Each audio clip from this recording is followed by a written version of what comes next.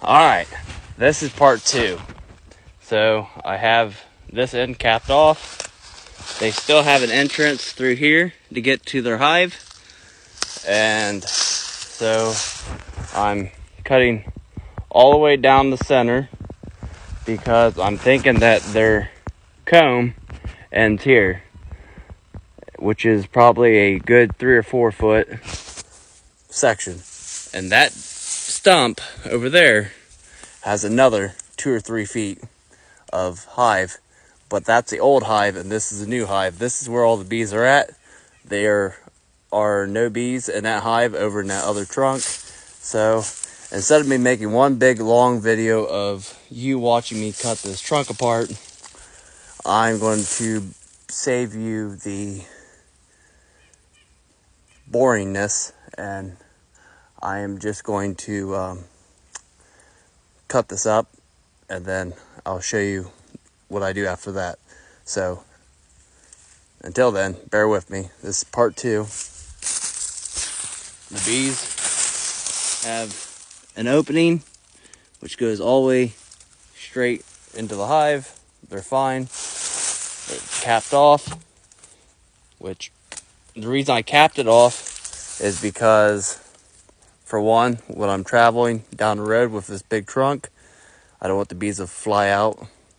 And for 2, that will be protection from weather and will help keep the cold air from blowing in, and will help this winter keeping the bees warm when I have them out at the new location.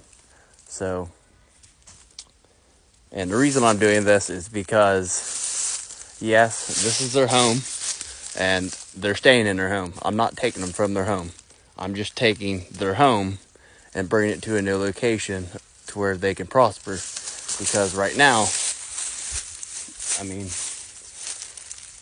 a company came in, they logged this woods out, and the owner of that house right there did not want to see these bees perish, which I don't either, and neither does anybody else. So I'm doing the bees a favor. I'm bringing them to a new location where they can be bees, and I'm taking them out of this woods with the tree that they decided to make a home in, and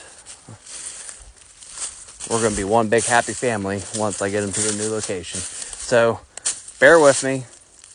I'll make another video once I have that all cut away and I have just the trunk, what I want to work with, and I can cap that end off and prepare to move this trunk out of this woods, which I'm going to cut some of that comb out of the old comb out of the other trunk, and try to remove as much as I can out of that tree over there as well in a video, so you guys can watch how I do it and learn something from it, because this is a learning experience for whoever's watching.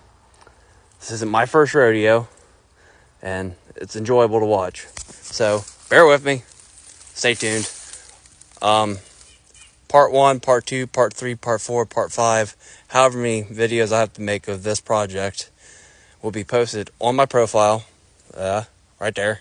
You just have to click up on my profile, go to my profile, and you can watch all the videos as I made them. All right, until then, stay tuned.